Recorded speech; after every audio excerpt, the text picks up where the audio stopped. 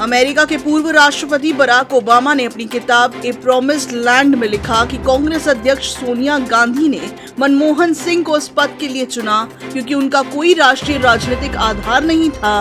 मनमोहन सिंह राहुल गांधी के भविष्य के लिए कोई खतरा नहीं थे। पिछले 6 महीने से कोविड-19 महामारी के डर के साए में जी रहे देश के लिए राहत भरी खबर कि अब संक्रमण के मामले घट रहे हैं।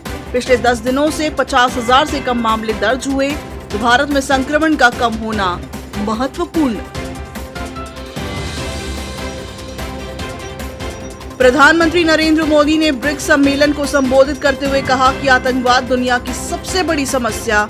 बगैर नाम लिए पाकिस्तान पर निशाना साधते हुए कहा कि आतंकवादियों का समर्थन और सहायता देने वाले देशों को भी दोषी ठहराया जाए और इस समस्या का संगठित तरीके से मुकाबला किया जाए।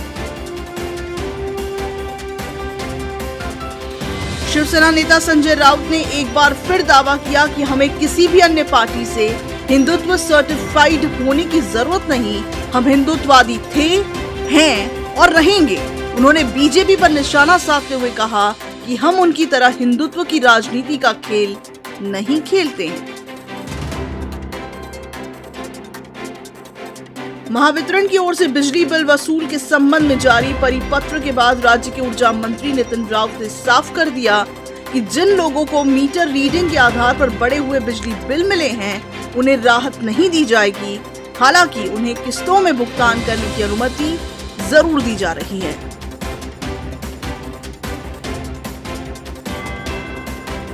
लॉकडाउन की अवधि में आए बिजली बिलों में रियायत नहीं देने में ऊर्जा मंत्री नितिन राउत के ऐलान पर भाजपा आक्रामक हो गई है।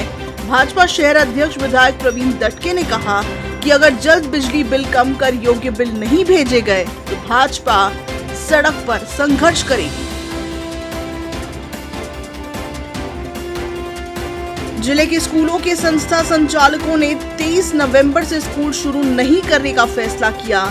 फैसले के पीछे दलील दी गई कि उन्हें जिलाधिकारी और शिक्षा विभाग के स्थानीय अधिकारियों से इस संबंध में कोई स्पष्ट निर्देश नहीं मिले हैं। साथ ही स्कूलों को अब तक किसी भी पालक ने अपनी सहमति भी नहीं दी है। नागपुर विभाग स्नातक निर्वाचन क्षेत्र चुनाव के नामांकन वापस लेने के आखिरी दिन 7 उम्मीदवारों ने अपने नाम लिए वापस। अब चुनावी मैदान में 19 उम्मीदवार।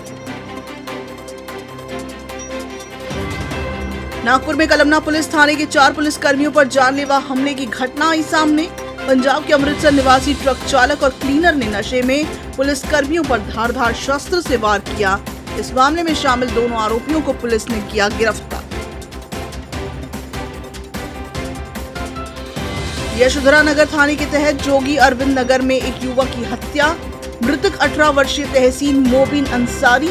घटना का पता चलते ही यशोधरा पुलिस आरोपी और हत्या की वजह खोजने में लगी।